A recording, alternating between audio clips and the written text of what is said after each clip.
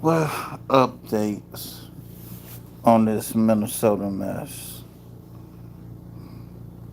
Um, to be honest, I'm actually getting sick of talking about this mess with Minnesota, but unfortunately, it's new BS every single damn day. So, Christian Noon, being the burr-legged hoe she is, had an interview today. So let's go to the bullshit. With an online degree from the University of Tennessee, you can be unstoppable. We're Welcome, here to be your welcome, partner in that whoever you journey. are. Wherever you are, whatever you. Joining us now to discuss is the Secretary of the And Department of this is Homeland Security Force and breaking former news, South by the Dakota way. Governor Christine. Thanks so much for being here. We really appreciate it. So it's been 4 days since this incident. The FBI is investigating the circumstances around the shooting. What new have investigators learned? Well, I would say the FBI can give you the details of the investigation, but what we do know is that this was clearly a law enforcement action where the officer acted on his training and defended himself and his life and his fellow And colleagues. you're It's a still tragedy lying. that this family has You're lost a full of loved one fucking and that our shit. country is dealing with the situation. But that's why we need our leaders to turn down their rhetoric. We need individuals and elected leaders in Minnesota to start partnering with us so that we can do law enforcement operations on the streets to protect the citizens that live there. On the matter of partnering, state and local officials in Minnesota are asking to be allowed to participate in the investigation into the shooting alongside the FBI. The Minnesota Bureau of Criminal Apprehension said in a statement that they've been denied access to evidence in the case. It is normal in investigations like these to be done with federal officials working in tandem with state and local officials. According to the governor of Minnesota, the mayor of Minneapolis, and the State Bureau of Criminal Apprehensions, DHS is not doing that. Why? Look, we're following the same protocols that we've always followed in these situations. Nothing's changed. We do our investigations, Lies, and the federal government lies, continues to do lies, that with the Department of lies. Justice. So you don't work with locals? We do work with locals when they work with us, but on the investigation piece of it, ICE and the Department of Homeland Security have a process and a protocol that we've always followed, and Lies. we're doing the same thing in this situation. But what do you mean you work with them when they work with you? Like, as far as operations on the ground, we would love that. These sanctuary cities, such as Minneapolis, are extremely dangerous for American citizens. And Jake, since we've been there, we've arrested dozens and dozens of murderers and rapists, individuals who have assaulted children and sodomized them. We just released a whole list of individuals just in Minnesota that we've arrested since we've surged personnel there, and it's incredible. So we would love it if the Minneapolis Police Force and the governor and the state police department would partner with us to help us do this work. What about partnering when it comes to the investigation? Because Minnesota and Minneapolis say they're being denied access to information, and this took place in their streets. You know, the investigation's happening at the Department of Justice. I run the Department of Homeland Security, and I really will continue to follow the same process that this administration has in place, but also the same process that the last administration did. It's always been the same. Nothing's changed in this process, and we'll make sure that not only do our law enforcement have the opportunity to get the training they need, that they have the support and the backup on the streets that they need, but they also recognize that when a tragedy like this happens, that we'll do the right thing. But the officials are saying that the Trump administration, I understand that you're saying that it's the Department of Justice, not DHS.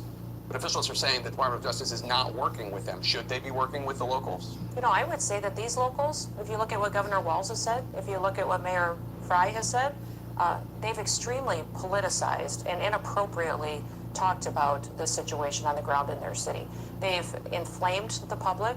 They've encouraged the kind of destruction and violence that we've seen in Minneapolis the last several days, and I would encourage them to grow up, get some maturity, act like people who are responsible, who want people to be safe, and the right thing be done. When you use the kind of language that you use against law enforcement officers, they lose their credibility. You've also been criticized for your comments. The shooting, we should note, was Wednesday at 10:37 a.m. Eastern. Just over 2 hours later, the Department of Homeland Security put out a statement definitively asserting what had happened, defending the ICE agent, accusing Renee Good of domestic terrorism. That's a characterization that you reiterated in a press conference half an hour later. Now, Republican Senator Tom Tillis said, quote, "It was very unusual to have a senior law enforcement official to draw a conclusion about an event where the scene was still being processed. Generally speaking, law enforcement would recognize that a life was lost, that families are changed forever, the shooter's life will change forever. We're collecting video. We're trying to assess the situation. Why did you not wait for an investigation before making your comments? Well, everything that I've said has been proven to be factual and the truth. This administration wants to operate in transparency. I have the responsibility as the Secretary of Homeland Security to know this information as soon as possible. Had just been in Minneapolis the day before, had already had conversations with officers on the ground and supervisors, and knew the facts, and decided that the department and the people of this country deserve to know the truth of the situation of what had unfolded in Minneapolis. With all due respect, Secretary, the first thing you said was, quote, what happened was our ICE officers were out in an enforcement action. They got stuck in the snow. Correct. Because of the adverse weather that is in Minneapolis. They were attempting to push out their vehicle, and a woman attacked them and those surrounding them and attempted to run them over and rammed them with her vehicle. That's not what happened. We all saw what happened. It absolutely is what happened. Those officers had been out in enforcement action. A vehicle had been stuck. They had come to help get that vehicle out. That's when this individual started blocking traffic for minutes and minutes. You said that the woman attacked them and surrounded them and attempted to run them over and ram them with their vehicle. Blocked the road for a long time and was yelling at them and impeding a federal law enforcement investigation. And that's what you need to focus on, Jake, is they were breaking the law by impeding and obstructing a law enforcement operation. They were breaking the law already, and these officers were doing their due diligence and what their training had prepared them to do to make sure they were handling it appropriately. You said within hours of her being killed, you said that she was a domestic terrorist. How do you define domestic terrorist? She weaponized her vehicle to conduct an act of violence against a law enforcement officer and the public. As they are doing that, how can you assert with certainty that she was trying to hurt the officer as opposed to she was trying to flee the scene? If you look at what the definition of domestic terrorism is, it completely fits the situation on the ground. This individual, as you saw in the video that we released just 48 hours after this incident, showed that this officer was hit by her vehicle, she weaponized it, and he defended his life and those colleagues around him and the public. The question is, I don't doubt, my position is, I wasn't there, I didn't see it. Bobby Horowitz, we are outside the detention center where Nicolas Maduro of Venezuela is being held. Here's a protest in support of one of the world's great dictators. Let's find out why they're here. And as always, subscribe below.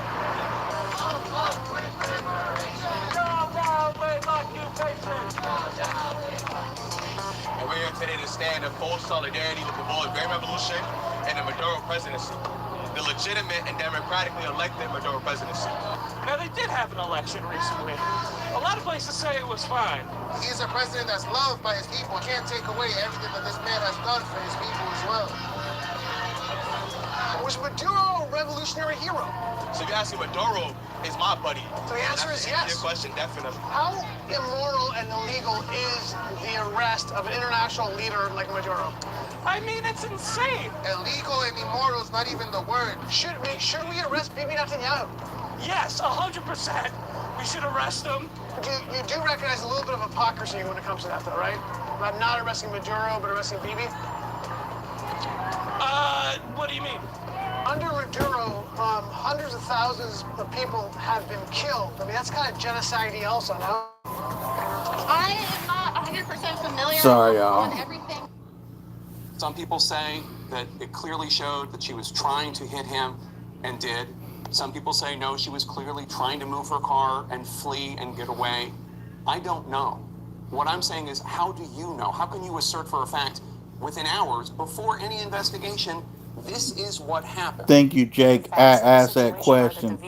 How can she determine that?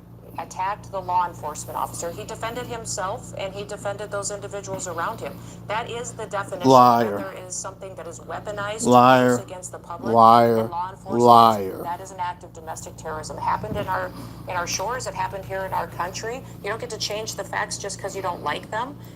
We will continue to look at this individual and what her motivations were. We know that there was, throughout that morning, she had harassed and impeded law enforcement operations. That raises the suspicion level with all of these law enforcement officers as far as paying attention to what her capacity is. And as you see on the videos, and they've proven out, that this law enforcement officer took the action that his training prepared him for, and he worked to make sure that he could save his own life and those around him. How can you assert But there's no ambiguity in this before any investigation has taken place. I had just been in Minneapolis and had been with those officers, had seen what they were facing on the streets every day, and had talked to their supervisors as soon as the incident happened and had gotten the facts and seen videos before I ever went to talk at that press conference. And the Trump administration and President Trump is the most transparent and open government that we've ever had. Give the Lies. public the information, Oh, give them what God, they need to God know about the Almighty, that situation was a so they can have the lie. truth as soon as possible. So if this agents were perfectly fine, if everything he did was accurate, does that mean that other ICE agents should... He wasn't perfectly fine. He was injured. He went to the hospital. No, his actions were fine. Bull, bullshit, bullshit, bullshit. That dude was not injured. The hell's they talking I about? think a lot of people and the guests, and even you yourself, called this situation something very different and untruthful about what it was, as far as... What did I say that was untruthful? That this was not a correct definition of what was happening on the ground. I said that your description, they were attempting to push out their vehicle and a woman attacked them and those surrounding them and attempted to run them over and ram them with their vehicle, is not what we see on the videotape, and it's not. It absolutely is the facts of what happened on the ground. No, that it's day. not. They were The there. woman was They trying came to get out of away, jail you earlier. They lying had gotten bitch. But that's not what you said. That's not what you said.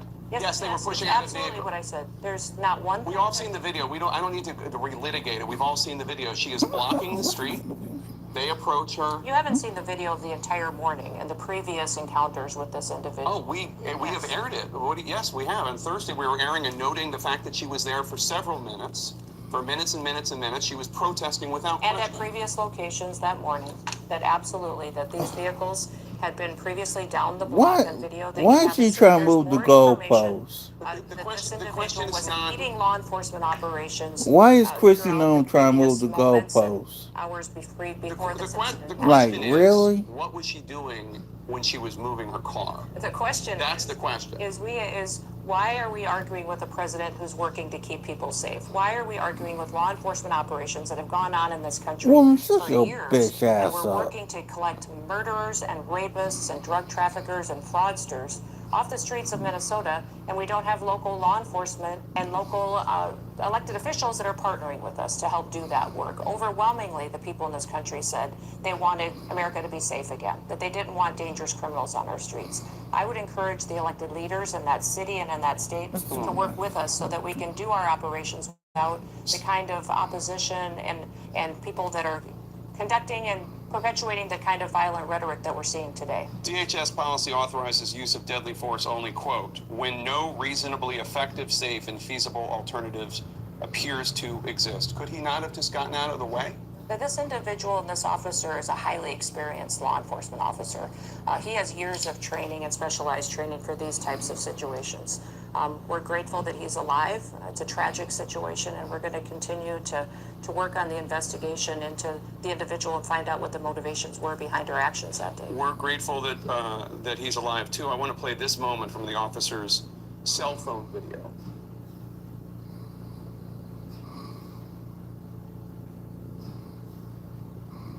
This is number 7, folks.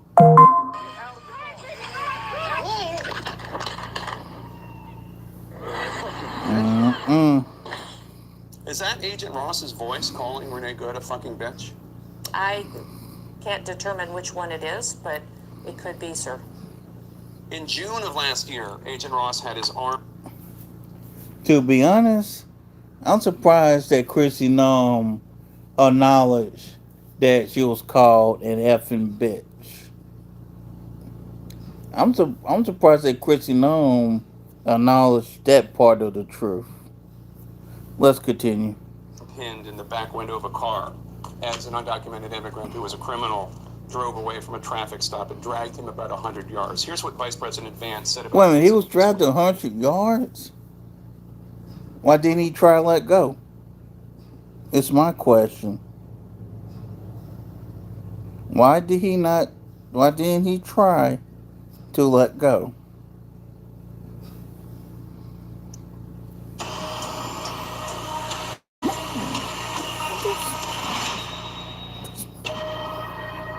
All he had to do was...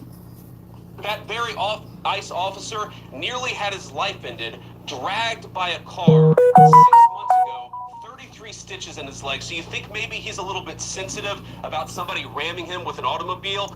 Well, I'm like this here.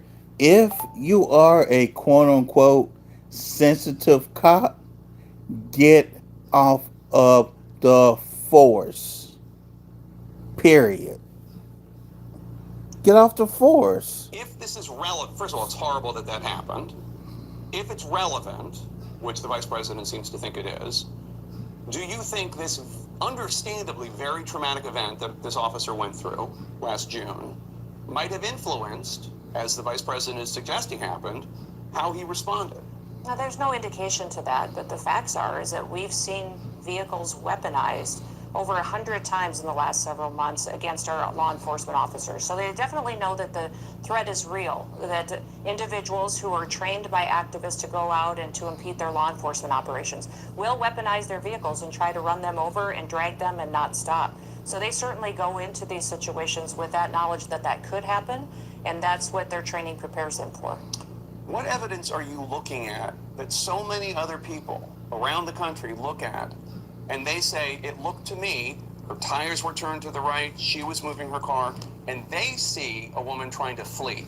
You say she was trying to kill the officer. No investigation has happened. Why are you so certain that your interpretation is the truth when an investigation hasn't how? Jake, I'm watching the videos. Other I'm people are talking to watching the officers. videos I'm getting and the coming to a facts. different conclusion. Everything that we've stated as the Department of Get Homeland her, Security Jake. this administration has been Cause a factual. bit slime. And I wish we would talk factually about what we see every day from these protesters, what they do, what they say, how they chant over and over, kill ICE, attack law enforcement, how they're trained to perpetuate violence against them and to stop the work that they do every day. Each of these law enforcement officers takes an oath to protect this country and uphold the law. They go out every day and enforce the laws of this country to keep people safe.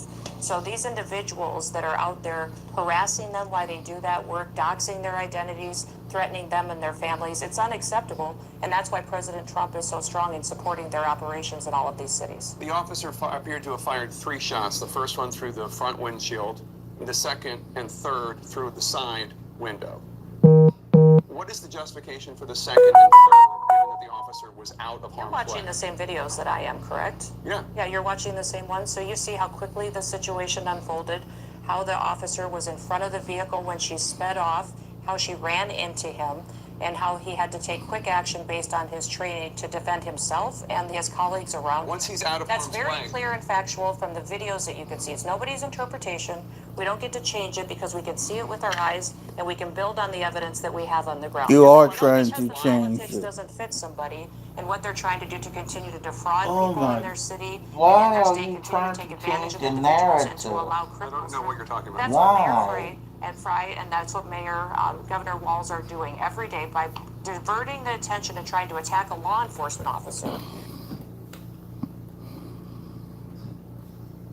They're allowing the criminals to go by without examination. Are you saying without that the second and questioning third shots, because you just said it happened very quickly, are you I didn't saying the say second and anything third at all. I shots? said watch the videos and I'm watch how asking. quickly this unfolded and know that law enforcement officers every day in this country are in difficult situations where they have to make split-second decisions to protect themselves, the public, and their colleagues, and that they have to rely on their training. That's exactly what this officer did. And I know that the left and I know the crazy activists in this country that are trying to undermine our way of life will attack and try to destroy a law enforcement officer. I'm to do asking a that. question. It's just unacceptable, and we're not going to let that happen. I'm asking a question is, when he's out of harm's way, what is the reason for the second and third shot through the window when he is out, he's not in the line of sight of the car? This investigation will continue to unfold and more information will come forward. But until that comes, what I would appreciate is everybody sticking to the facts of the situation and recognize that this law enforcement officer took action based on his training to protect himself and the public. I'm just waiting for the investigation to come through. I'm wondering if you're not doing a disservice to the officer by reaching a conclusion before the investigation I takes place. haven't heard you say once what a disservice it's done for Mayor Frey to get up and to I'm tell interviewing him ICE next. to get the F out of his city, and I'm interviewing AOC him. to stand up before she had any of the facts and call this officer a murderer. For individuals, well, call them out, Jake. Spend as much time calling them out. Okay. I have provided you with facts and information to back up every single word that we have said and every single part of this investigation. And if you don't like it, that's fine. but we're going to continue to do the right thing to keep the American people safe. I know that you'd like to make me the topic of this and not what happened, but I did ask a Democratic senator just a few minutes ago about AOC's comments, and I don't actually even know what you're talking about when I ask questions as if like that's an assertion. It's a question. How can you make a conclusion before an investigation? And there really isn't an answer other than you saw the video. I want to ask a question about the rules of how law enforcement is allowed to engage when feeling threatened, per your assertions. Because I want to show some video to you right now and ask, what is the appropriate response for the police officers in this situation?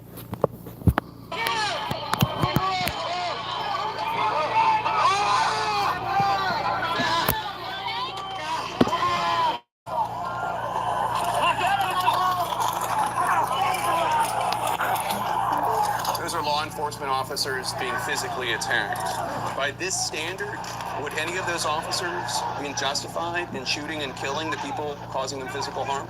Every single situation is going to rely on the situation those officers are on. But they know that when people are putting hands on them, when they are using weapons against them, when they are physically harming them, that they have the authority to arrest those individuals. The president pardoned every single one of those people. And make sure that they're getting justice for their actions going forward. President Trump pardoned every single one of those people. And every single one of these investigations comes in the full context of the situation on the ground. And that's one thing that President Trump has been You was so focused full on, of is shit, making lady. sure that when we're out there, we don't pick and choose which situations are and which laws are enforced and which ones aren't. Every single one of them is being enforced under the Trump administration. Woman, kiss my and the ass. clarity of the law stands. And if people Kiss don't like my it, these members of Congress ass. and elected officials should go change the law and make sure they have that debate and policy change. I just showed you video of people attacking law enforcement officers. Undisputed proof, undisputed evidence. And I just said President Trump pardoned all of them. And you said that President Trump is enforcing all the laws equally. It's just not true. There's a different standard for law enforcement officials being attacked if they're being attacked by Trump supporters. We just saw that. This individual and these instances and these investigations all have to be taken and done correctly in context of every situation that is happening on the ground. So what we are doing today as the Department of Homeland Security is out there with our law enforcement officers, making sure that we're targeting the worst of the worst and that we're talking factually about each situation and making sure that we're bringing those perpetuators of violence back to justice, bringing them to justice and making sure that there's consequences for their crimes. We'd love to have the partnership of Mayor Fry. We'd love to have the partnership of the Chief of Police and of Governor Walz every day when we're out there to make sure they tone down the rhetoric and they do the right thing for the people of Minnesota. Woman, go hell. The afternoon slump wins every time. Here's what's really happening. Your blood sugar spikes and then crashes. And your neurotransmitter levels drop as stress hormones spike and take over. Your brain literally runs out of fuel for sustained cognitive performance. Most people think this is normal, but it is actually something. And joining me now is White House border czar Tom Homan, who was the acting ICE director in President Trump's first term. Mr. Homan, welcome to Meet the Press. Here, so the world has now seen that video, the perspective from the officer. I wonder, Mr. Homan, what do you see in that video? Look, it's tragic. And I've said from March, if the hateful rhetoric doesn't decline, there's going to be bloodshed. I've seen this movie before. And unfortunately, I was right. There's been a lot of bloodshed. But look, you got to put yourself in the mind of the officer, right? You're in a city where there's protest, interference, impediment, like these two ladies were doing before this incident occurred. You're in a city where law enforcement response is sporadic at best. You got threats up over 1,300%. Actual assault on ICE officers. You got a woman behind the wheel of a 4,000-pound vehicle, revving her engine, going towards. She was not revving her engine, you lying bastard. Thought his life was in danger, which allows him to use. This administration is an administration of fucking liars. They're liars. Lethal force. Now, I'll say this. Let the investigation play out, right? There's a lot of video we probably haven't seen that the FBI has that we don't. Where's the forensics in the ballistics? That hasn't been unleashed. How about the officer's statements, his own statements? So we need to let this play out, but while we're doing that, we got to stop the hateful rhetoric. Saying this officer's a murderer is dangerous. It's just ridiculous. It's just going to, And ain't it it's was the going to truth. infuriate people more, which means there's going to be more incidents like this because the hateful rhetoric is not only continuing, now it's tripled down and doubled down. Mr. Holman, let me ask you, because you have yet again here today said you want the investigation to play out. This is something you said in the immediate aftermath of this shooting. Homeland Security Secretary Kristi Noem called this a, quote, act of domestic terrorism. President Trump said Renee Good, quote, violently, willfully, and viciously ran over the ICE officer. How can the public trust the investigation when there has already been this judgment passed down by the president and some of his top officials? Look, we've all seen the video. And again, no one knows what's in that officer's mind. You don't, I don't, no one does. But we'll let the investigation play out. But bottom line is, why are we even there? Why are we in Minneapolis? Because it's a sanctuary city, a sanctuary state. Bill Malusian from Fox News just brought a list of like 18 people, dangerous, worse, the worst that ICE is taking into custody. Many of them, child sodomy, child rape. ICE is out looking for dangerous people. It's not okay to impede and interfere with an officer. Would it be okay if a citizen impeded and interfered with a U.S. Marshal arresting a fugitive? No. Is it okay if they stood in before the FBI when they were arresting terrorists? No. These are targeted enforcement operations. They're arresting bad people. And it's illegal. Let's remember, what she did was a crime. It's illegal to interfere in people as law enforcement officers. That's why we're there. And yet what Minneapolis officials are arguing is that the way that ICE officials are carrying out their duties may be adding to the tension. Secretary labeled this an act of domestic terrorism. What's the evidence for that allegation? Bottom line, again, why we're in Minneapolis. If they didn't have the sanctuary policies they had. But do you have evidence that she's a domestic terrorist? Answer the question, Harmon. Less officers in the community if we were in the jail. Bottom line, we are forcing in the community because the governor of that state and the mayor support sanctuary cities, where child rapists are released back in the community to create a huge public safety threat. So if you want less officers in the street, then let us in the jail. And I'm going to talk to Mayor Fry about the sanctuary city policies there, but I want to stay on this question, which is about the way in which the woman who was shot and killed is being labeled as a domestic terrorist. Just to be clear, is anyone who protests ICE a domestic terrorist in the eyes of the administration? I can't say that. It's a case-by-case basis, but, if you look up definition. Notice he will not answer that question. He cannot answer that question because, quite frankly, he's too much of a PUSSY to answer the damn question. Terrorism, is there violence? Is there threat of violence based on an ideology that wants to change the way the government does what we do? Look up the definition of terrorism. But was Secretary Noem correct to label her a domestic terrorist, Mr. Homan? Look, we don't know what, I don't know if Secretary Noem knows and what I know. I can tell you is what they did is illegal. And if you look up the definition of terrorism, it certainly could fall within that definition if you look at the definition of terrorism. But you don't have evidence. What's up, everybody? I'm Khalil Shakir. Nah, shoot that again. Oh, was I supposed to say something? No, you asked me, so I can tell you. So you see what about Nacho's here? You don't have evidence that she's a domestic terrorist. I don't know what secretary has that I don't. I'm not going to judge what the secretary says, but if you look up the definition of terrorism, it certainly can fall within that. But I think we all got to agree there was no reason for this lady to do what she did. There's no reason to be there. If you want to protest, protest, but don't actively impede and interfere, and certainly don't drive a 4,000-pound vehicle toward an officer. Let me ask you about the broader investigation, because that's part of what the investigation is trying to unpack. What exactly happened in the moments leading up to the incident and afterwards? State and local officials are currently being excluded from the federal investigation. The Hennepin County attorney said this on Friday. I want to get your reaction on the other side. I cannot overstate the importance of a local investigation, or at least access to the federal investigation by the BCA.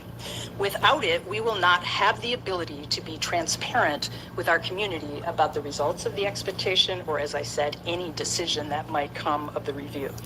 Mr. Homan, I've been talking to law enforcement experts who say they have never heard of state and local officials being cut out of a federal investigation. How can the public trust the results of this investigation if it doesn't include state and local officials, the people who are there on the ground? Well, first of all, this is a federal crime.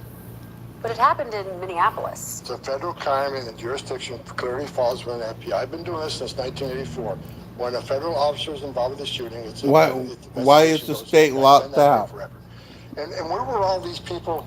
You know, it shocks me. They have these subpoenas now. When they stood aside and let child rapists be released from jail back in the community. But it's one thing to have the FBI be... They're complicit why we're in the position we are today. They're complicit from their silence of an open border for 4 years, where millions of people reach in this country, many of them public safety threats and national security threats. They were silent. They were silent when 500,000 children were trafficked in this country, and they lost track of 300,000. What you're describing, though, it's one thing for the FBI to take the lead in an investigation. Certainly, but that to take is something over? that we are used to seeing. But for state and local officials to be cut out altogether, are you comfortable with that? Doesn't that undercut the transparency, the sense of faith in the investigation in the eyes of the public? First of all, that's a question for the FBI. I've never worked for DOJ, but listen, I trust that the FBI would do a thorough investigation. They're professionals. So let them do the investigation. Let's see the investigation. Should the autopsy be made public? That's a question for the FBI, but I certainly will tell you that the FBI will be part of the investigation. Like I said earlier, look at the ballistics, look at the forensics. Okay. Where did that fatal shot come from? All that would be part of the investigation. Okay, the vice president defended Officer Ross on Thursday. I want to play a little bit of what he said for you. Take a look at what he said. What that headline leaves out is the fact that that very ICE officer nearly had his life ended, dragged by a car 6 months ago, 33 stitches in his leg. So you think maybe he's a little bit sensitive about somebody ramming him with an automobile? Do you think that experience from 6 months ago, which the vice president detailed, may have impacted Officer Ross's judgment? It may have. I mean, he was under attack once with a vehicle, so certainly, and like I said earlier, totality of the circumstance, just to that prior incident, but the environment right now with the threats against ICE officers have been shot at. They've had Molotov cocktails thrown on. They've been doxxed. They've been, again, assaults up over 1,300%. Threats alone up 8,000%. And you're in a situation with this lady where it's impeding and interfering already. He's in a dangerous situation. And again, I want people to understand this. Put yourself in his shoes. Put yourself in his shoes where he's in that environment. Assaults against ICE officers all-time high. You have a vehicle that is pointed toward him and accelerates toward him. He has a second to make that decision. And I truly believe, and again, this will come out in the investigation, that in his mind, he feared for his life and he took appropriate action. And that, in according to federal law, that's a legitimate response. And even according to Minnesota law, Minnesota state law even talks about a vehicle coming towards you and your right to defend yourself. This officer, I think in his mind, did the right thing to save his own life and life of others. You are talking about the perspective of ICE officers. I want to zoom out a little bit and talk about the perspective of some of the people all across this country. There have been 9 ICE-involved shootings since September. By one count, ICE has detained 170 U.S. citizens. People across this country, as you have seen, Mr. Homan, are out protesting ICE's actions. How do you justify an enforcement strategy that is making so many people feel less safe? Because of the false media reports, because members of Congress who want to compare ICE to terrorists. No, but these are protesters saying this. I'm asking you to respond to the protesters who say they feel less safe, who say they're concerned for their neighbors. Because you're looking at media reports and saying ICE are terrorists, they're racist, they're the Nazis. They're listening to people saying that, using the term disappearing people. ICE is doing the same thing they've done for 40 years. ICE is an enforced law. If you don't like what ICE is doing, go protest Congress. ICE is enforcing laws enacted by Congress. For any member of Congress to say that ICE is a Nazi or a racist or secret police, really? Because they're enforcing laws you enacted. If they're a racist for enforced law, what's that make you? You wrote the law. And let's remember the true data. The true data, 70%, approximately, it goes anywhere from 60 to 70, of people they're arresting are criminals. Bottom line. But some of the media says, no, that's not true, because they think DUI isn't a crime. DUI kills 13,000 people a year. I think it's a huge public safety issue. It's because of the rhetoric, the hateful rhetoric. So that small population out there that's already half nuts, they hear this rhetoric that ICE is racist and they're Nazis and they're disappearing people, that empowers them to do stupid things. Let me ask you, because we're almost out of time, I do want to give you the opportunity to respond to some lingering questions about you. As you know, in an undercover operation in 2024, the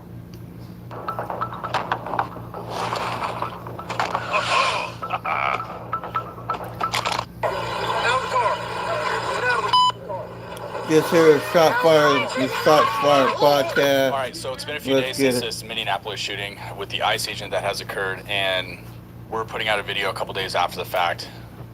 We knew that the day of the incident when this blew up, that there would be more information released, at least within the days coming, which there have been. There's been significant changes since the day of.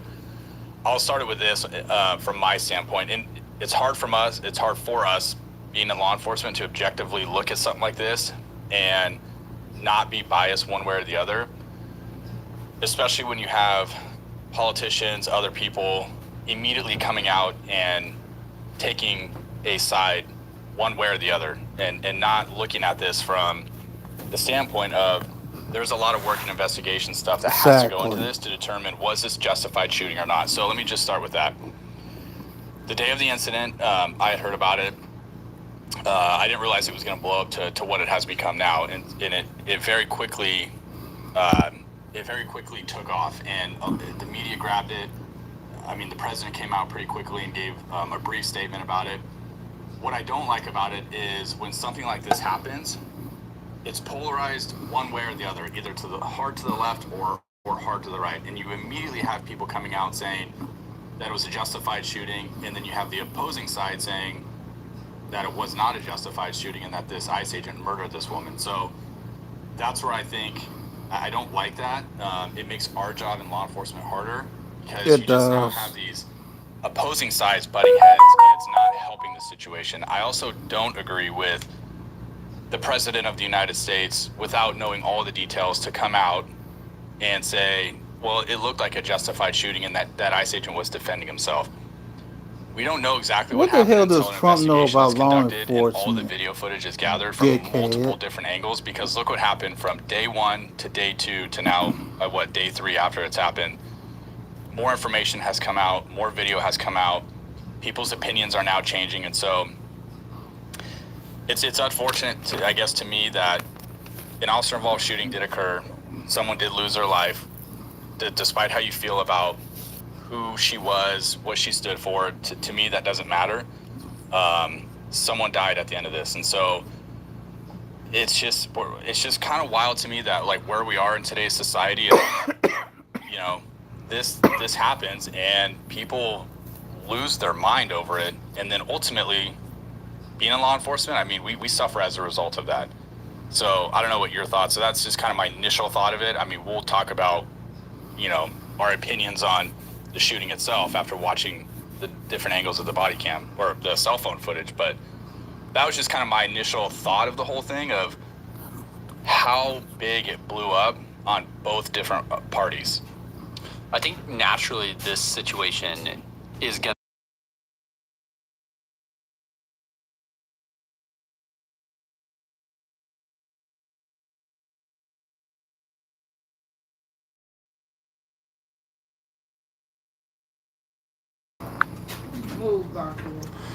shootings or investigations or anything that you see, a lot of what you're seeing comes out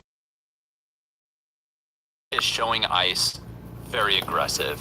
People are trying to run, they're grabbing, they're tackling, they're trying to detain, they're pushing people, they're using less lethal munitions.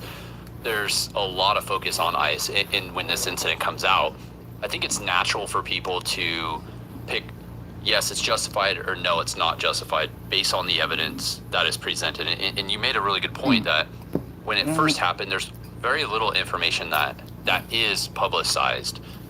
And that's the only information people have the ability to make a decision on. In looking at that, it's like, okay, well, I'm going to form my opinion. And part of that is your bias of, do I believe ICE has the legal authority, or I support ICE, or I don't support ICE? I'm an activist against ICE, and I'm a community member, and this is what my beliefs are. You're naturally going to easily fall into that category. Now that a few days have gone by, you're right, more information is coming out, more video is coming out, more information about that ICE officer being involved in other incidents. More information has come from the lady that was in the vehicle. More information about her wife, what they do. And I think all of that plays a role in this, because part of investigations is really looking at the totality of the circumstance, what the officer perceived at the time of the event, and what actually happened. Yeah, so I guess even if you're, the way I look at it is, regardless of my political opinion, like, you have to be able to look at a situation and either form your own opinion. And it's hard to form your own opinion when you have people telling you what to believe, right? And so you are going to be biased to whatever party you lean towards. You are going to be biased towards that opinion, right? So like if these political figures are coming out and saying, yeah, that's justified, the guy was defending himself, now you have all these people that are, jumping on that bandwagon and not forming their own opinion. Now, I'm a cop, and you were a cop for a long time. I can look at a situation, and we do it all the time on this podcast, reviewing body cam footage. Just because I'm in law enforcement, or you were in law enforcement, obviously pro law enforcement, I can look at a situation and still go, yeah, I don't know if I like that, or I think the officer used bad tactics, and call it for what it is. It doesn't mean I have to always agree with what a cop does or a decision that an officer makes. And so when I do look at this video footage, though, I mean, you said it just a second ago, the officer does have a history, allegedly was struck by a vehicle, a few months prior received stitches. With an online degree from the University of Tennessee, you could be unstoppable. We're here to be your partner in that journey. Wherever you are, whatever your schedule, we'll help you turn your dreams into reality. Because with Vols Online, you can do virtually anything.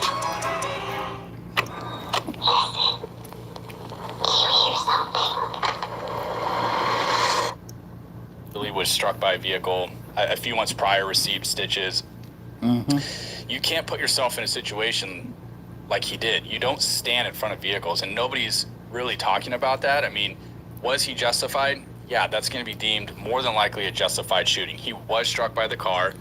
Initial reports were saying that he wasn't. Obviously, based on his camera footage that they've released, he was struck by the car. So was he defending himself? Yes, he was defending himself. He was hit by the vehicle. He did use deadly force. And when you're talking about objective reasonableness from a reasonable officer, Graham v. Connor, that would qualify as a justifiable shooting.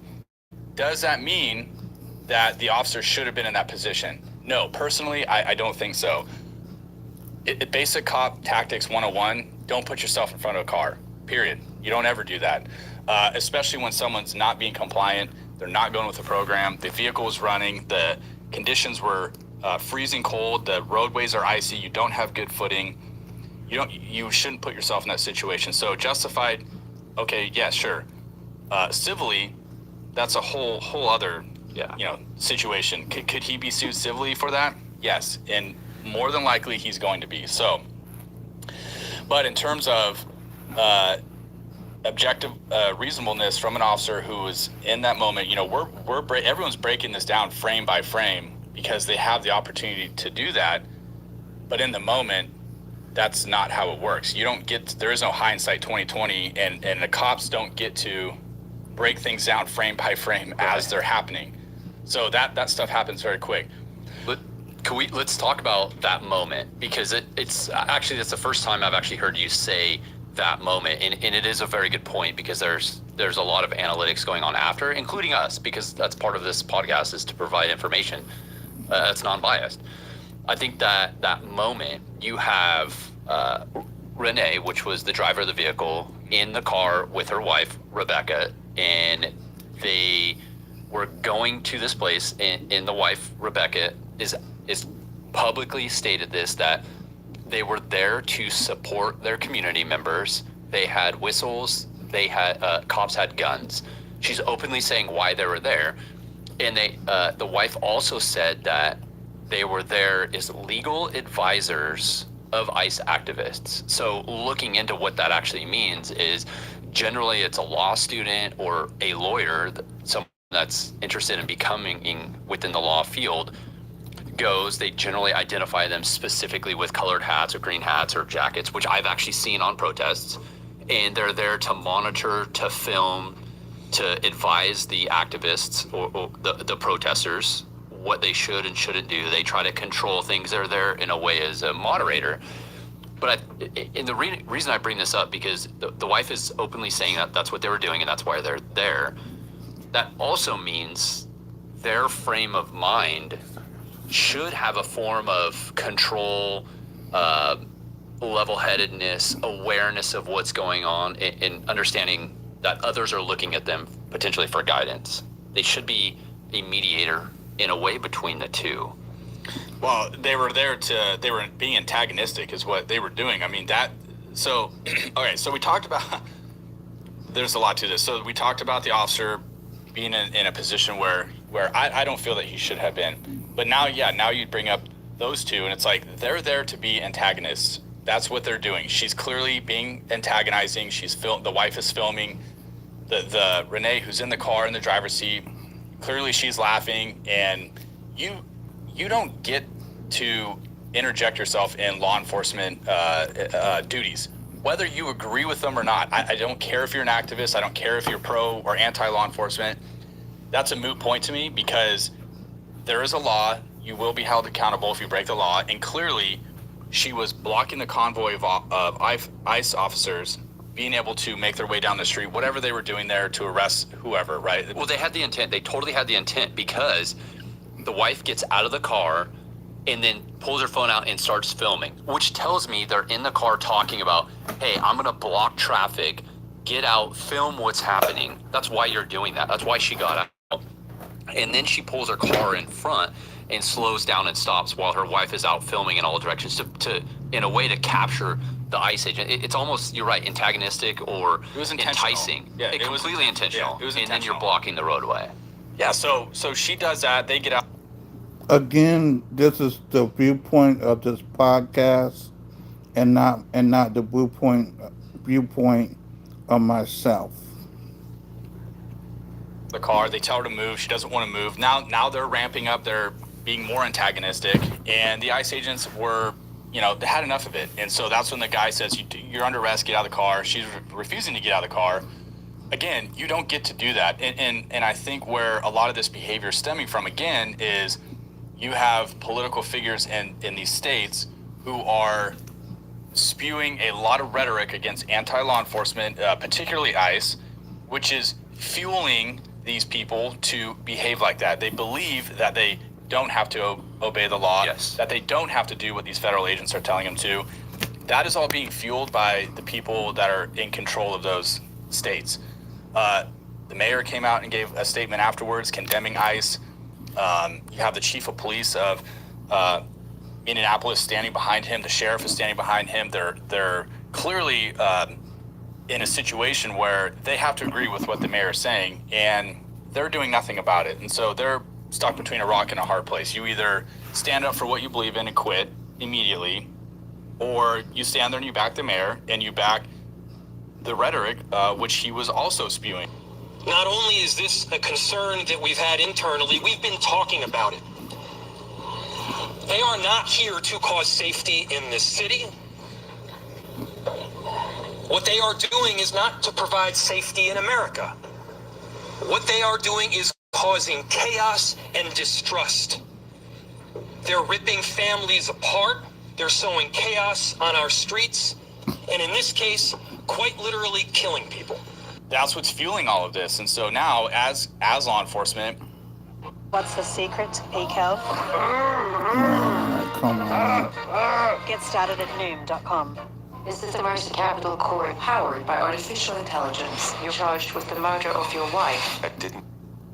We take the brunt of that, because now you have people who truly believe that they don't have to obey the law because their state politicians are telling them that they don't have to.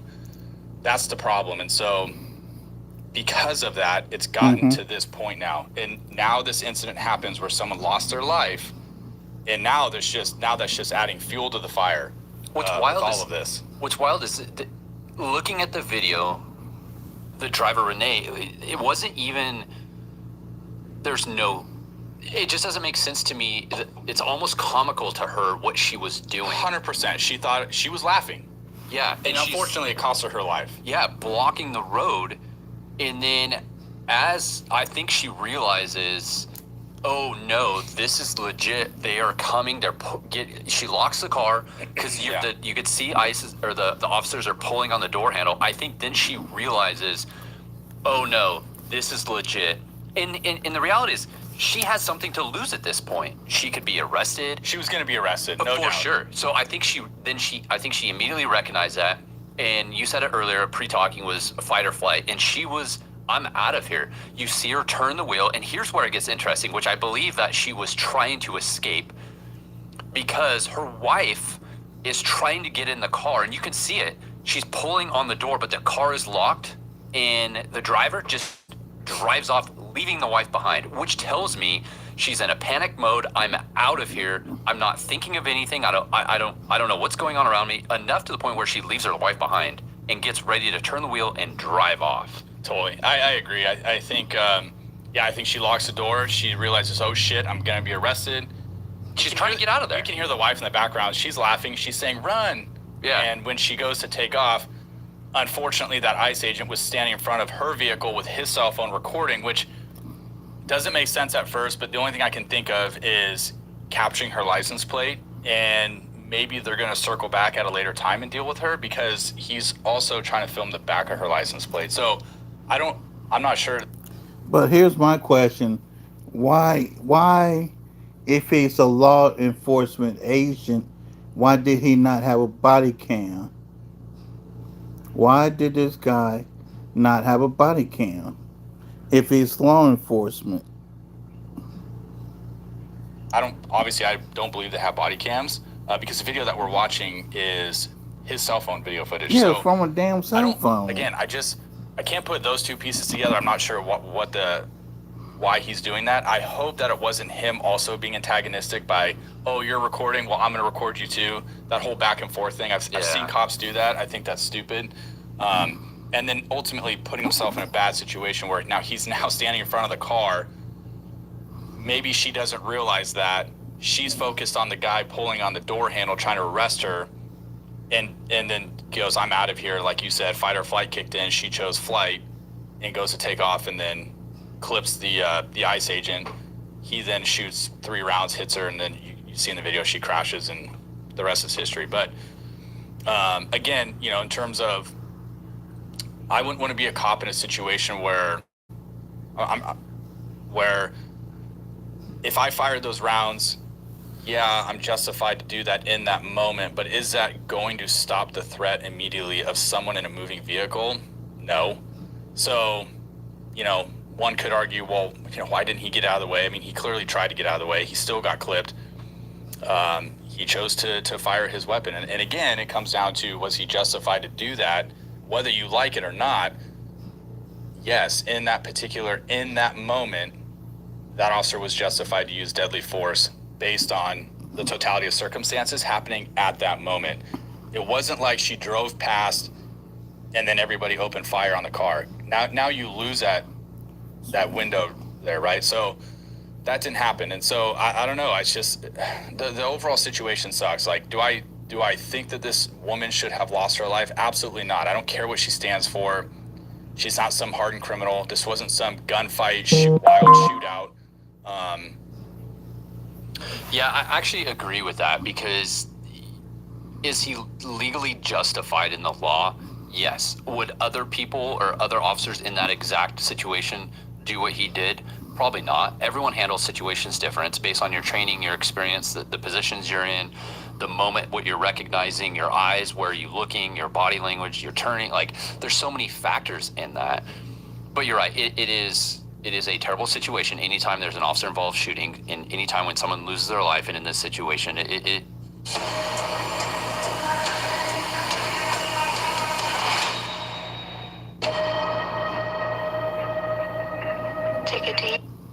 situation, anytime there's an officer-involved shooting, and anytime when someone loses their life, and in this situation, there's no good outcome of this. That's why for it's anybody, so for both sides. It's It's traumatizing for the officers, and it's traumatizing for the people involved, family members, everybody on the other side of it. So it's just not a good situation for everybody. And then this thing gets blown up the way that it has. I mean, well, it's bringing a lot of light to what is actually happening out there, and some of it is ICE is going out there. They're doing what their responsibilities and their tasks are, and I truly believe 3 years ago they were doing similar situations, but they didn't have this much publicity, this much eyes on it, this much resistance, and now they're encountering this in every situation. As soon as you have people coming, think back when you were starting to work with all these protests, everything you did, situations change rapidly. You had to really pay attention. You had to take additional training, think about situations. And I don't know how much additional training these officers are getting to handle those incredibly stressful situations where you're getting blocked in, crowded, surrounded. There's a lot happening very fast, and there's a lot of eyes and cameras on ICE, everything that they're doing. Yeah, I'm sure they're frustrated dealing with it day in and day out. They don't want to be dealing with that. They just want to do their job and move on. And so, again, I just think politics on both sides of the aisle are fueling all of this, and it's getting to a breaking point where, I mean, it's just crazy, you know. Like, I also don't think that there were a lot of high well-known figures out there on whether social media and the news that were immediately posting, you know, fuck around, find out, you know, basically making a mockery of this entire shooting. And I don't think we should be doing that. Like, I don't agree with that. I don't, whether it was justified or not, we shouldn't be publicizing it for their own gain or making light of the situation, you know, making t-shirts that say Ice Ice Baby or FAFO. I mean, these are people's real lives that are really being affected. And again, this is real life. Whether you agree with it or not. This is not F around and find this out. woman really lost her life. That officer really used deadly force. He's going to have to deal with that. He's going to have to go through the investigation process of articulating why he used deadly force. I mean, there's a huge ripple effect. And so to see that people are making light of it for their own personal gain to sell t-shirts and all these things, I don't like that. I wish people didn't jump on that bandwagon.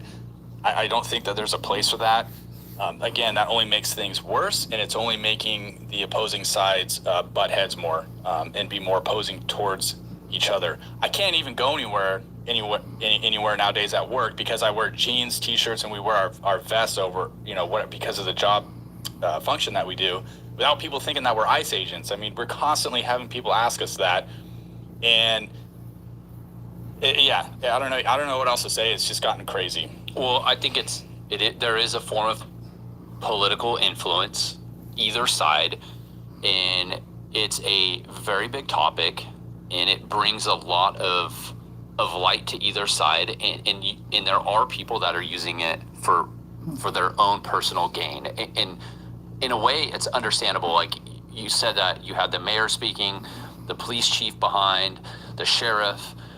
The reality with the difference is the police chief is elected, I'm sorry, not elected. They are put in that position, and they go along with the mayor is their boss. Like, that's how it works. So there is no conflict. It's, yes, I agree. And if you look at, and I think you have to take into some consideration the age of the police chief, because if you're a young police chief and you go against certain things, say you're 45 years old and you are not aligned with the mayor and your term is up, or they decide that you are no longer going to be working there and you're fired, what is your option?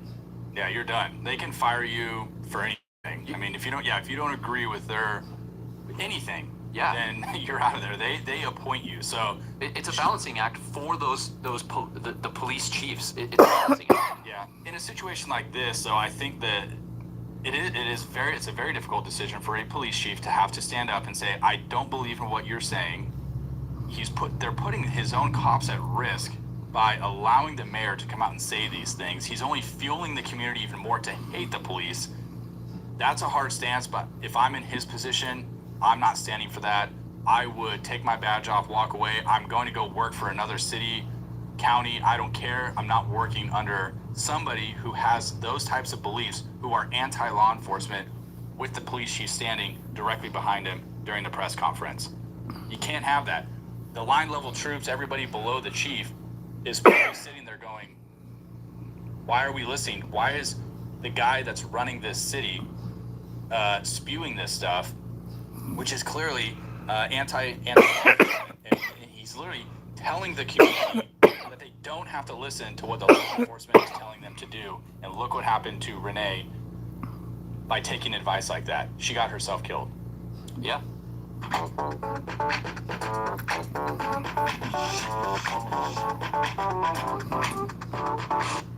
Of killed. Yeah. I mean, that's well put. I would. So, anyways, I don't agree with that. It's a shitty circumstance what happened. Again, I don't like how it's been publicized and glorified the way that it has in the short amount of time. The day of the incident, people were glorifying making T-shirts about it. Yeah. I don't like that. You want to sit there and, say all those things about, this dictator that was arrested in Venezuela, the president, like the United States going there, fucking wiping out his entire security detail and snatching that dude and bringing him back to the United States. That's fucking rad. Put me in, coach. I would love to do something like that. That's for a greater cause. That's something to celebrate.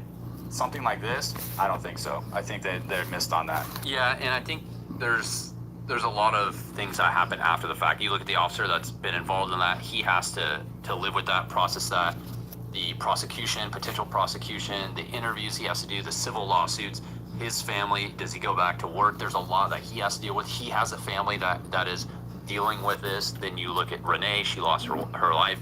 She had 2 teenagers, a 6-year-old. She had a wife. The wife had like a small business that she just sold. She has to deal with that. Like, this is not good for anybody. No. And you know what?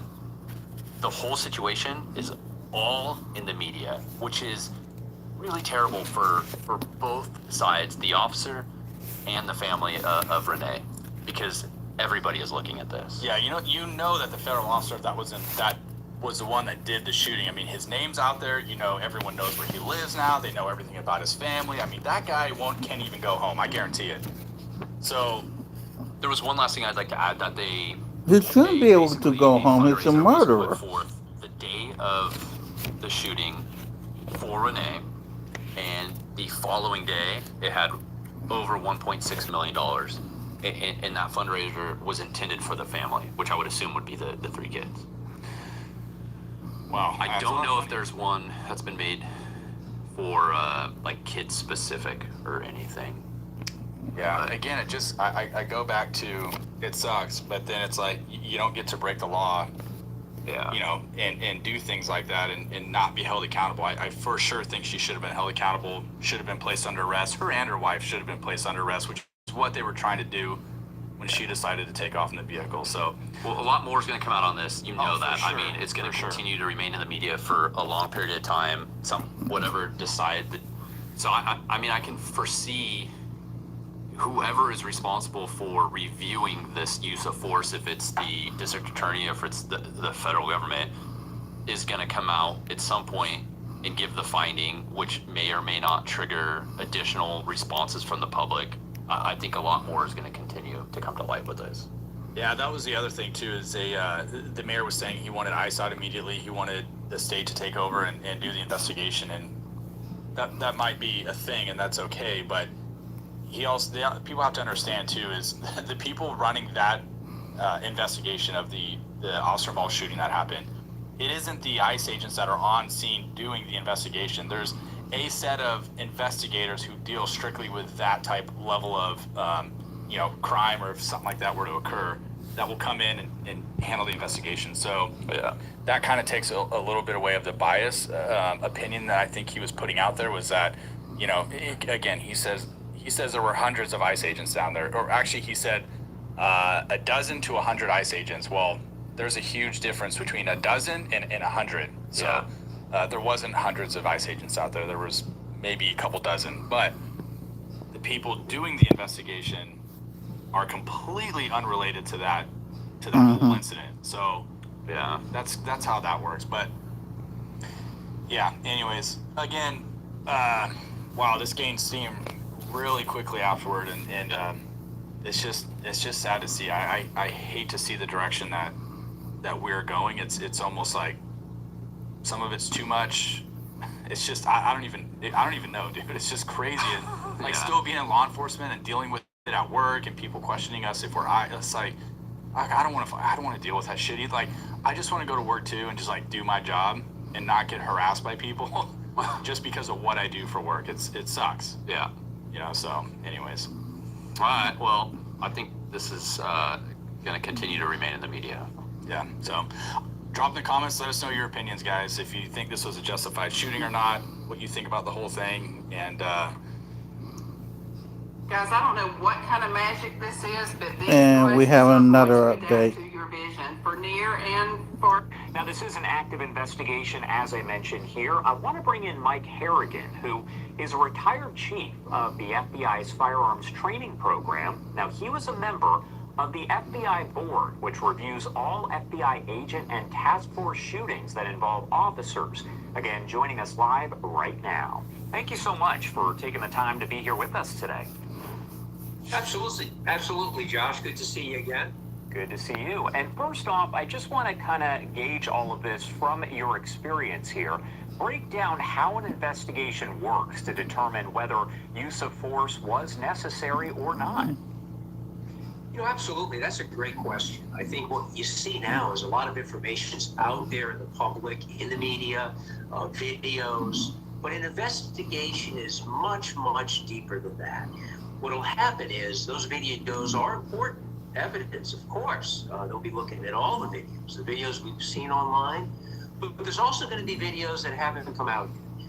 Other bystanders, maybe other law enforcement officers at the scene, businesses in the area.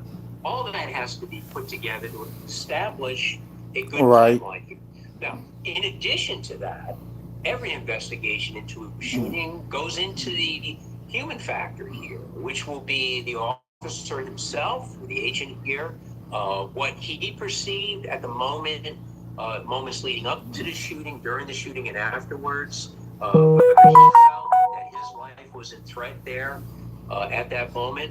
And it'll also be the statements of other officers. Civilians are critically important here. Even the individuals who are part of the protest, they need to be interviewed to establish what they saw and what they heard, along with the scientific side here, the forensics, looking at the agent's firearm, the shell casings, potential analysis of audio, trying to establish the timeline, linking it up to the video, when the shots were fired. Were they fired straight into the windshield, or were they fired as she turned the vehicle away and was leaving the scene? All those things will come together in a complete investigation. And how exactly do maybe use of force policies differ when you're talking about federal agencies versus maybe local police departments? Is there a difference overall?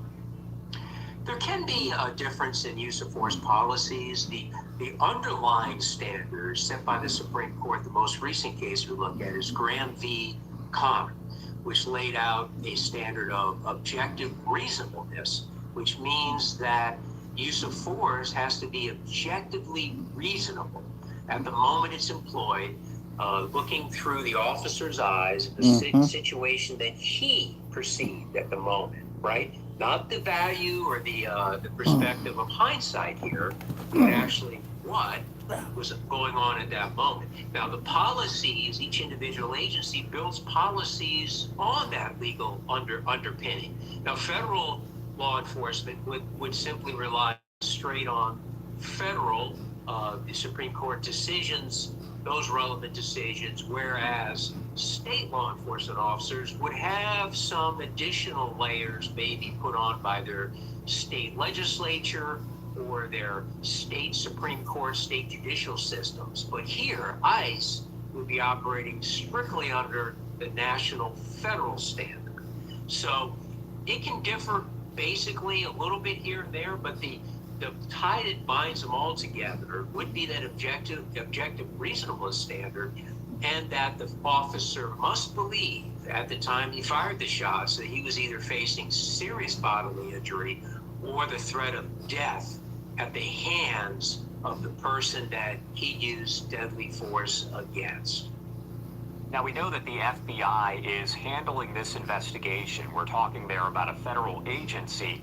Based on your experience here, is there a benefit to having the federal agency investigate as well as maybe state agency? Documentation deserves more than ending up as a PDF. With Fluid Topics dynamic content delivery, publish content from any source and deliver personalized content experiences through all digital channels, from doc portals to chatbots. Get meaningful analytics to drive your business. Discover Fluid Topics.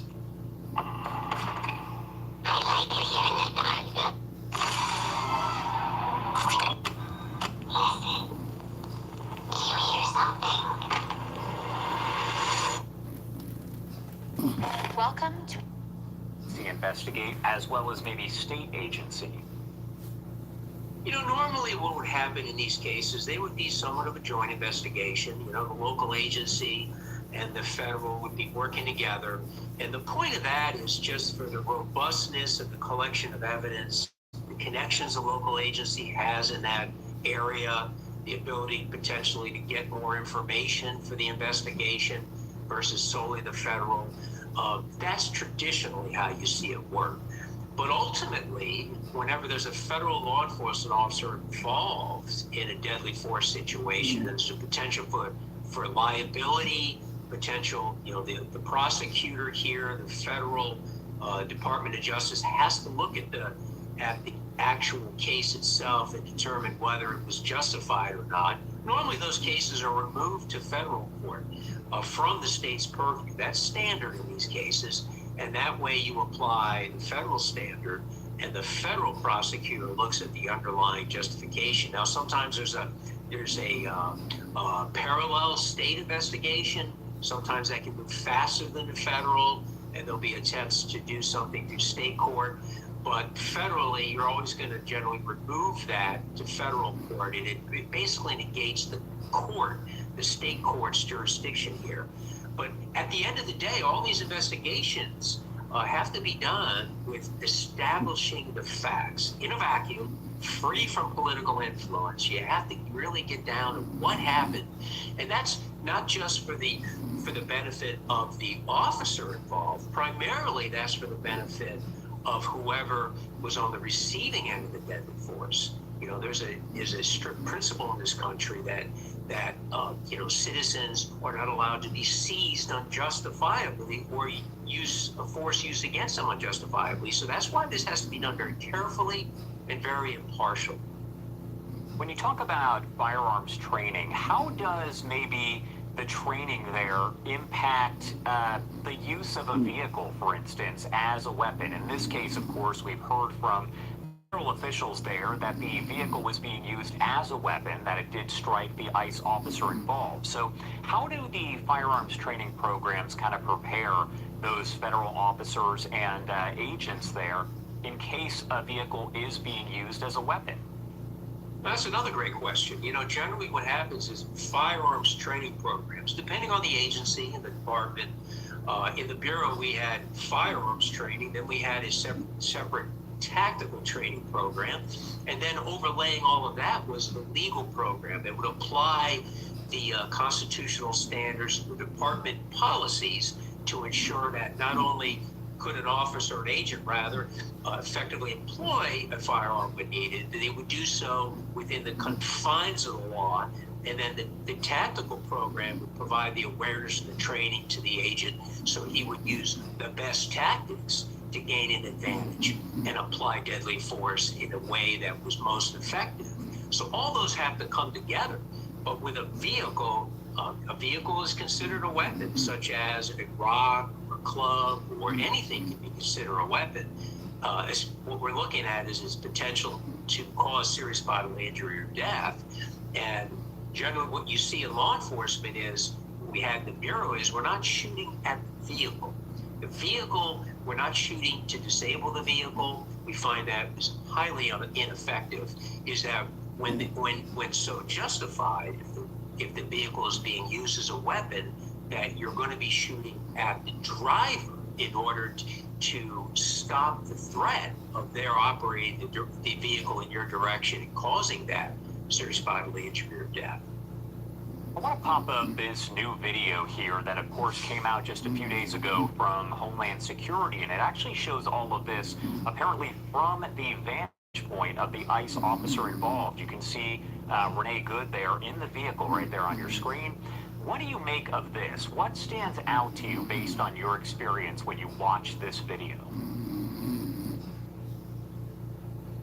Well, what I'm seeing on that video is you're seeing obviously individuals that are activists. You know, they're intent on interdicting or interfering with ICE operations. That's something that's very unusual for the federal side. Normally, when we're doing cases and arrests, you go in, you arrest a person and leave. But in this instance, with the political winds blowing here, there's many individuals that are using the opportunity to try to physically interdict and interfere. So here you have an officer, you have a vehicle that's being clearly placed in the way of ICE. Now, one of the issues we have here is that these activists likely had no idea who the person was that the ICE agents were arresting or what their background is. Many of these ICE operations are targeting hardened criminals that have warrants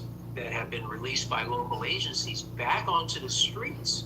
So ICE is having to go out into the public, to their residents, to businesses, to try to locate these dangerous individuals and bring them to custody. So I think the problem with some of the political thing here is you have motivations on the part of these activists seeing immigrants all in one pot here, illegal immigrants, most of whom are peaceful and just going about their duty, but they're not able to separate out the violent criminals that ICE is going after.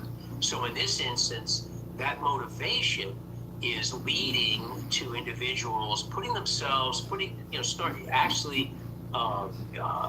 up very dangerous situations where they're getting involved and it's only a matter of time before an activist such as this gets involved in a situation that leads to a tragedy such as what we've seen here.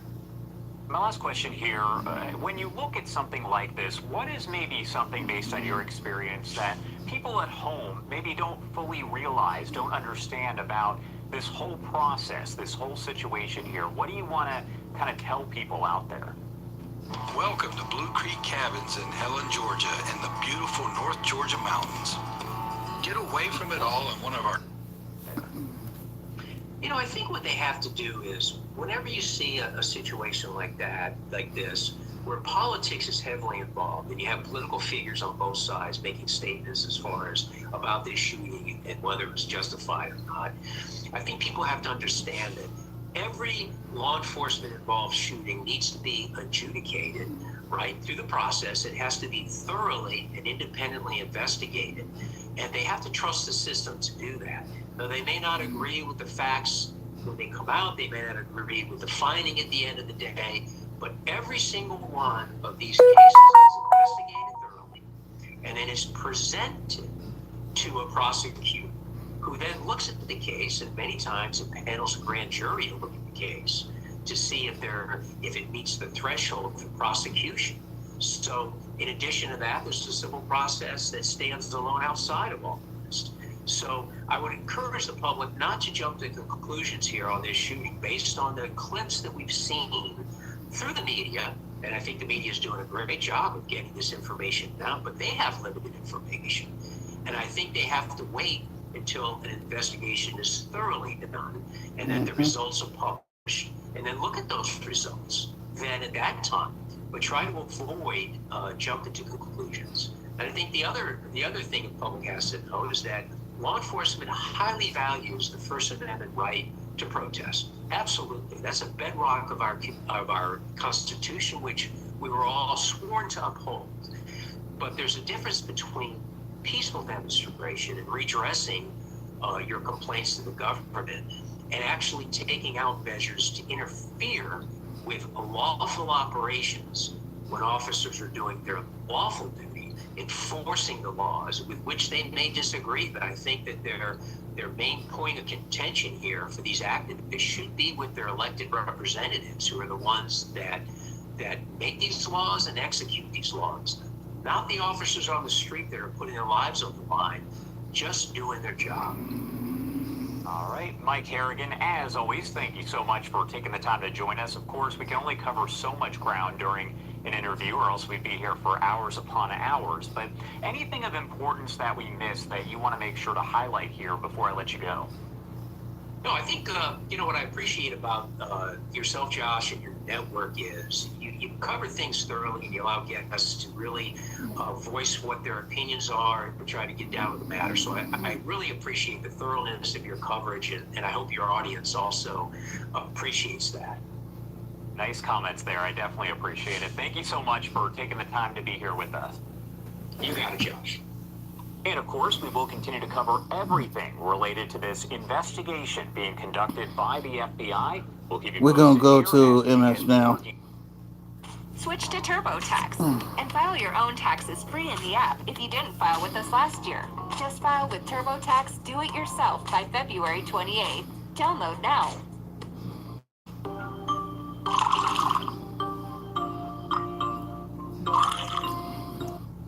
We begin this morning with new nationwide fallout after an ICE officer shot and killed a Minnesota mother. Protesters took to the streets yesterday in several major cities across the country, including Boston, New York, and Minneapolis, with more demonstrations expected this afternoon. Listen to what some of the protesters had to say. What we're looking for is to remove the ICE agents that are not following the law. They have not been trained. They are not equipped. They're not like They're not. They're not properly trained. ICE is conducting a reign of terror in American cities that is violence against hard-working immigrants and now just American citizens trying to defend people in their community. It's a reign of terror. It's got to stop. Meanwhile, the Trump administration continues to push its own narrative, doubling down on its argument that the ICE officer who killed Renee Good was acting in self-defense. Minnesota officials who've been cut off from the FBI from key evidence in that case reject that narrative. Even as the officials push back, the administration is also working hard to villainize the shooting victim. Case in point, yesterday on X, White House Press Secretary Caroline Leavitt posted, quote, "This woman was not an innocent mother dropping her kid off at school. She was a leftist insurrectionist who was purposefully..." Dang it. I did not mean to do that. Lord, my home. Quote, there we go. "This woman was not an innocent mother dropping her kid off at school. She was Guess a I'm leftist a little insurrectionist sleepy. who was purposefully and illegally obstructing law enforcement operations." And she later shared a video released by the Department of Homeland Security that appeared to show Good's car partially blocking traffic in the moments leading up to the shooting. Joining us now, Eugene Robinson, MS Now political analyst and Pulitzer Prize-winning columnist, and Christopher O'Leary, former FBI special agent and senior counterterrorism official. He is also an MS Now national security and intelligence analyst. Fellows, thank you for joining us at the table so early this morning. Christopher, I want to start with you. When we are looking at the series of extraordinary events that happened over the last few days, can you spell out the biggest red flags for you that have happened along the way? Well, I think there's a couple of things that, one of which has been a trend that's been building is the militarization of DHS and the culture of using force as a standard in their enforcement operations, which is a vast departure from the way they've conducted themselves over the years. And I have many ICE and Border Patrol agents that I've worked closely with, and they're mortified at what they're seeing. And it's somewhat like the Stanford, prison guard experiment gone wrong at scale. That this has been normalized, and I think it's important to note that the overwhelming majority of ICE operations and DHS immigration operations are done on civil warrants, administrative warrants. It's supposed to limit the amount of force that's used. They don't have the authority to forcibly enter a place. They don't have probable cause to arrest U.S. citizens who may be in the vicinity. So the question is, with this incident, what was the victim doing? What was this woman doing? They believed was so egregious that they needed to take these furtive steps to not only surround her car, but then use deadly force. And were they perceiving her as the enemy, them, instead of looking at her as a fellow citizen and trying to use the minimum amount of force necessary? If she was blocking the road, yet having been in enforcement operations across this country and around the world, it's alarming to me to see this escalate that quickly. And I understand that the officer involved had been dragged by a car before, so I don't want to be overly critical. You have to let the investigation play out.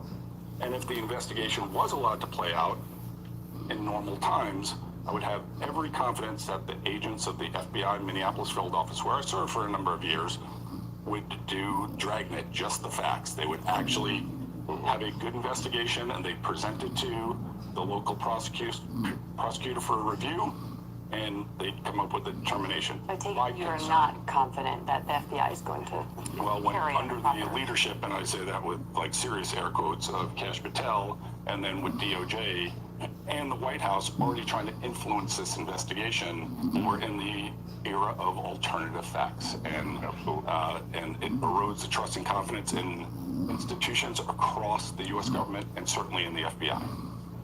Eugene first, Eugene. I'll be second, Eugene. One of the things that has been, I think, most disturbing is the American president, vice president, their team, the people that work for them, not just going out front and trying to create this narrative, but calling this woman names, as if, even if she were those things, and there's no evidence that she was, even if she was deranged leftist or a leftist extremist, those are not crimes in which in this country you are put to death.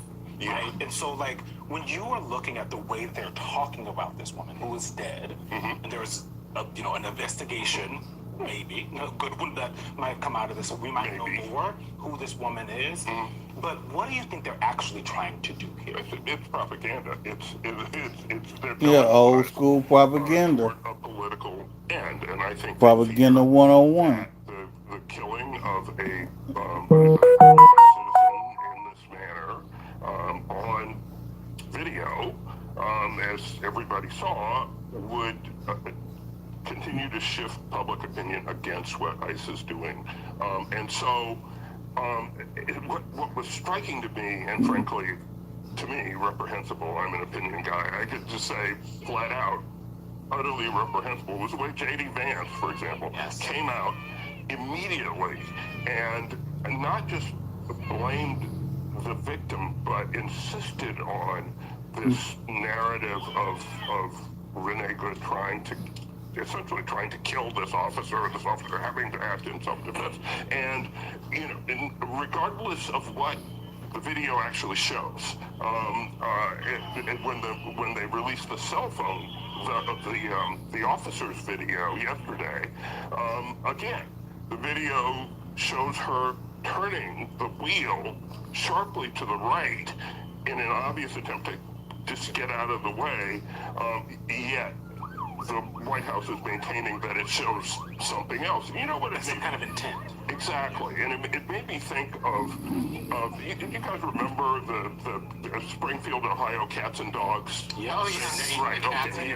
Yeah, that's stupid, man. Being pushed hard by J.D. Vance and by President, or then candidate Trump. It was totally debunked, including by me. I went to Springfield. I talked to the mayor. It's not happening. And when confronted with the facts, J.D. Vance stuck with the story.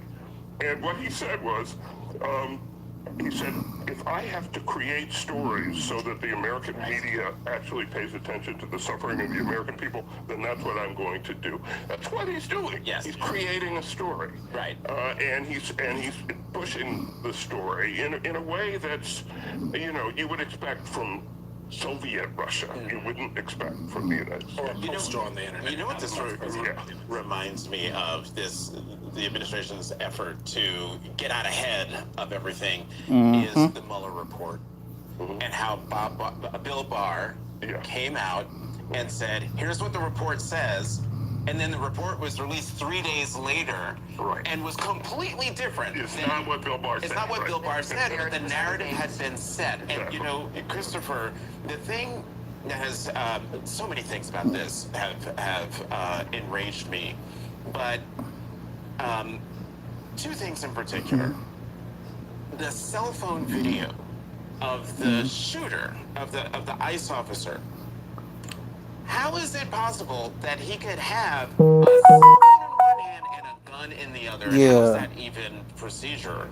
Why does he not have a body cam? Is my question. Why is the administration, or how did that video get out to the public?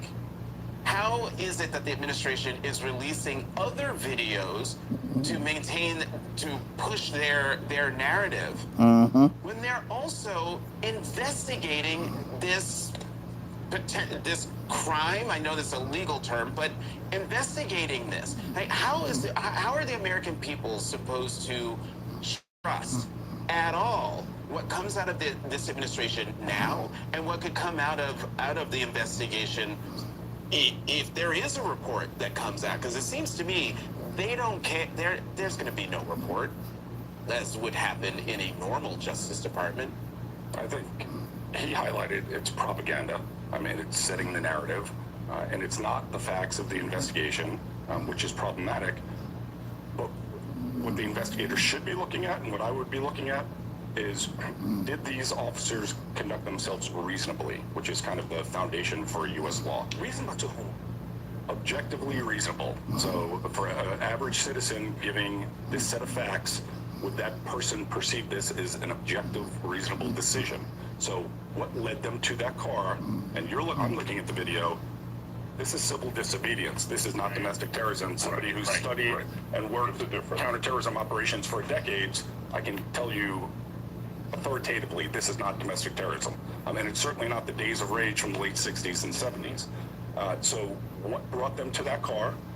They didn't like being filmed. And then what brought them to surround the car and use deadly force and also violate ICE policy?